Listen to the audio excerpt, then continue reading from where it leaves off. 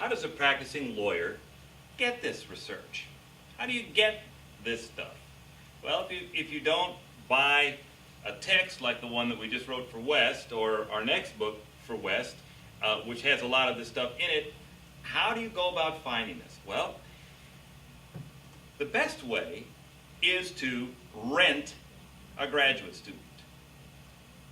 Rent a social worker in graduate school.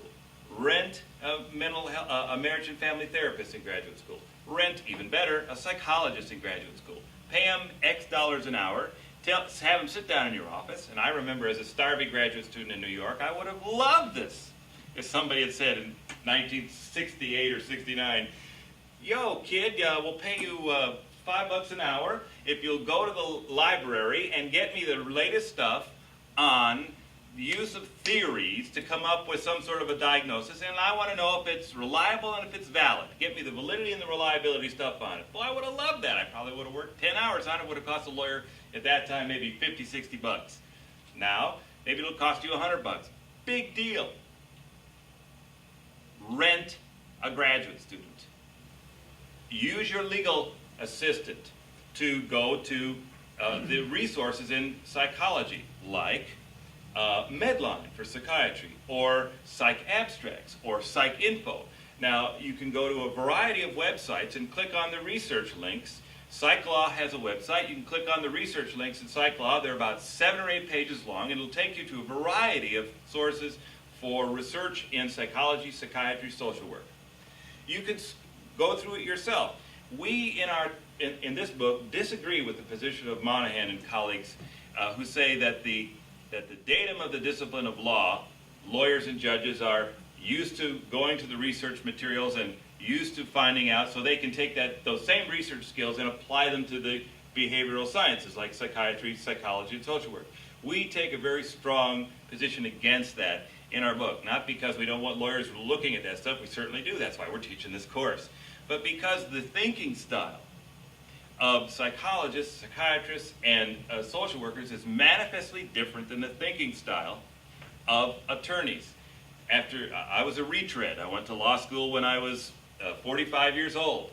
And believe me, aside from being the oldest guy in the classroom with a bunch of hard-driving young law students, it was very difficult for me, who did okay in graduate school, to do okay in law school. I eventually did okay, yes, but the first year was very difficult for me because I had to change thinking styles. Now, I had a PhD in philosophy also, and so I had some background in the philosophy of science, but it didn't help me.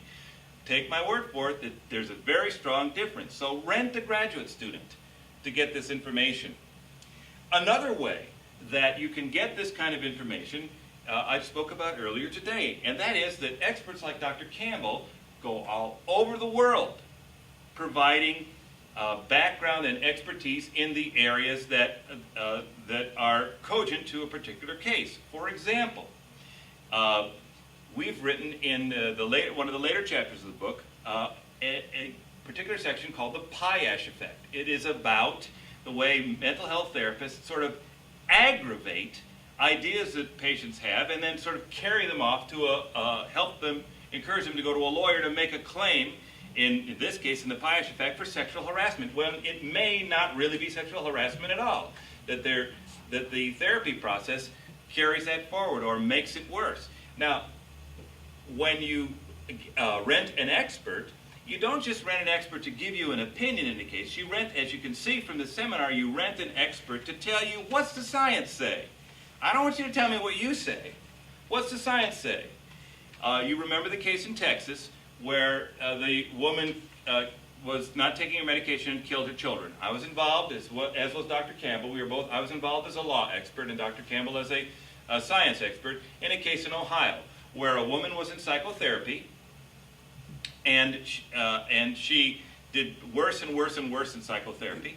And as she got worse and worse and worse, her husband would come with her to the sessions and he would complain again and again and again to the psychiatrist. She's not getting better, everything's terrible. And he would also complain to the psychologist that was doing the treatment under the supervision and in a relationship with the psychiatrist. She's not getting better, she's not taking her medication, it's getting worse and worse around the home. She sees people outside, she does all kinds of crazy things, and this would fall on deaf ears apparently with the psychiatrist and the psychologist.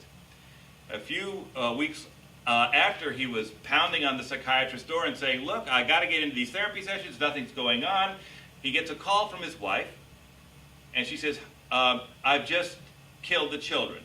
He jumps in his car, drives home at 100 miles an hour, and discovers his two beautiful baby twins drowned in the hot tub, and his wife had taken a fishing knife and stabbed herself through the heart. She missed the most vital organs and was saved by the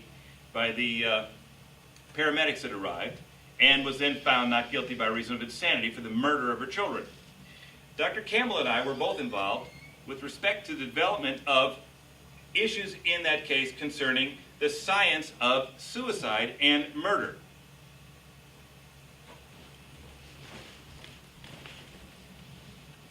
They rented Dr. Campbell to give them an opinion about what could the psychiatrist and the psychologist have done differently, and they rented me to make sure that all of the experts in the case, and I flew all over the United States taking depositions and getting the experts ready, that the experts were talking about what the science had to say about what the psychiatrist and the psychologist could have done differently.